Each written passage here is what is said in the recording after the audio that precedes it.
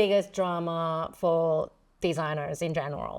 Like, at least like from my experience in the past, and lots of designers has been expressing that they have this pain point, is that they are not on the table. I'm like, what the hell does being on the table mean? It's like when the decision makers, like product business decision makers, makes business directions or metrics track or strategy directions, whatever.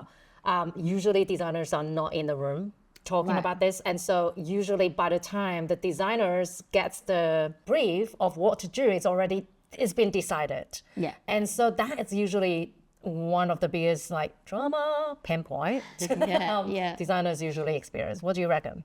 Yeah, no, I think that's really true because so in my head is like for product engineers and design, no matter which one in the squad, you need to give them like a long term. When I say long term, is like a quarter to 6 months view, right? At least, of right? what's going on Yeah. and why we're going after these metrics, what's the customer problem and things like that. And I find that when you give a designer a more strategic view, like short term, let's say 6 months strategic view of what you want to achieve and what's your core metric that you would want to move, they can actually think differently on how they will actually, to say, pump out designs, right? Because they're actually more strategic thinking. Yeah. And then from then on, it's like, then the features or where you want to prioritize starts to make sense. Now, I believe that it's a responsibility of a product manager to give that long-term 6 months view. If you can, 3 months is okay, but 6 months is a really good number because for your squad, they have to also be short-term strategic, right? And for me, the PM needs to come with clear context around the overall customer problem we're trying to solve for, the overall metrics we need to meet. Yep.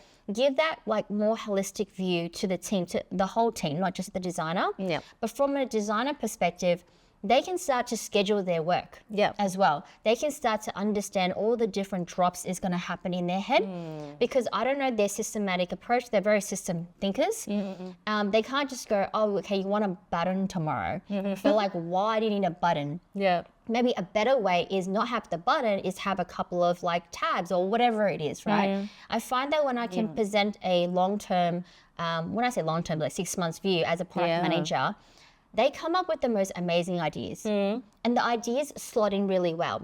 And, you know, one of my pet peeves was like, how long does it take? Yeah. That actually gets resolved. Yeah. Right? Because I think they start to schedule it in terms of what that looks like, and they can build on their overall foundation of their system.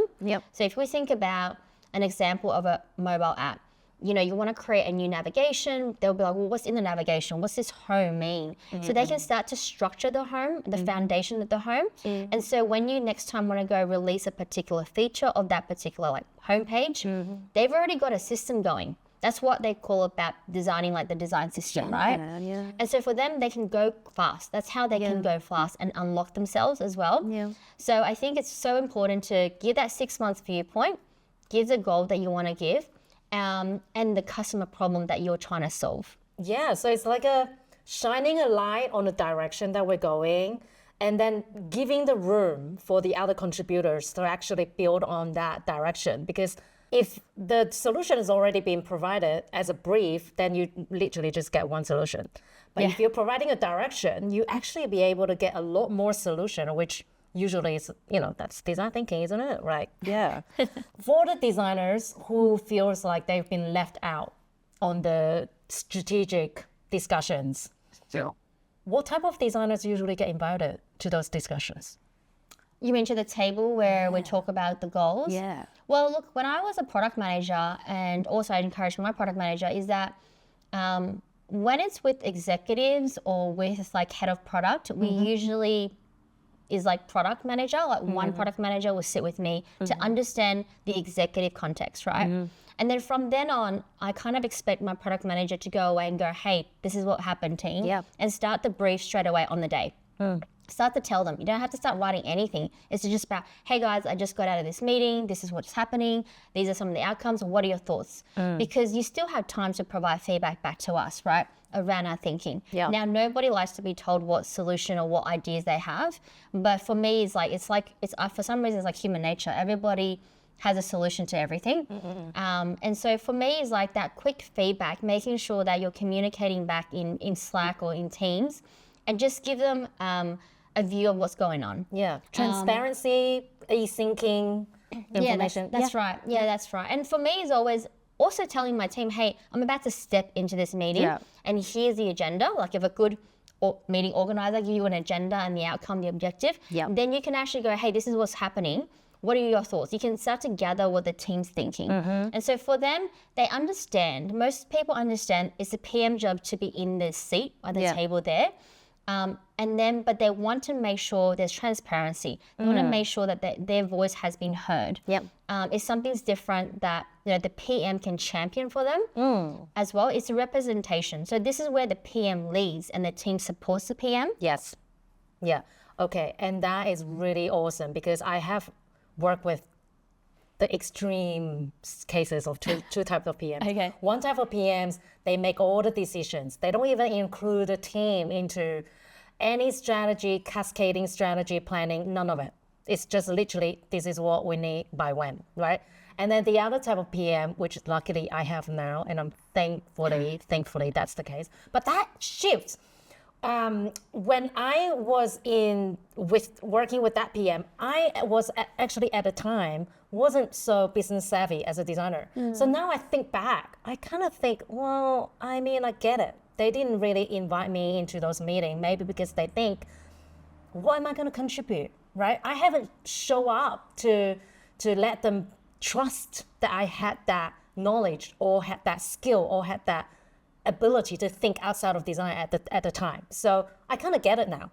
But ever since I started to learn about business and get better at those topics and force myself to learn numbers, most of designers, before they think about numbers, they already block themselves going, I don't like numbers. I mean, that's already a hurdle. Yeah. And so as soon as that gate's been open, oh my God, guess what? I was asking questions I never was asking before. I was asking about company direction, strategic decision makings, metrics, how is one bottom line metric influence a leading metric? All of these kind of questions is starting to unblock conversations between me and the PM. And the PM started to go, okay, well, looks like Jack's kind of curious and she's interested into this direction. And that what happens after that is the shift of this PM starting to involve me into more conversation because now she sees the opportunity to actually lift me up, right? So I think it's a both way scenario. A designer, if you can't show up to go, I'm actually really interested and I'm eager to learn. I mean, people can sense your passion.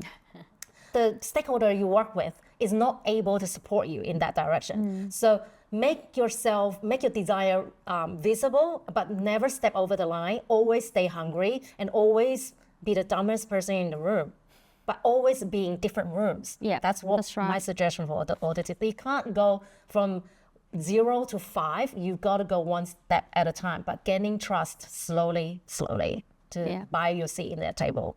Oh my God, I hate this phrase. It's like, what's the table? I keep thinking about the last dinner table, like Jesus. And I'm like, what? Anyway, that's I just think about the lazy Susan. I know. Oh my God. Yeah,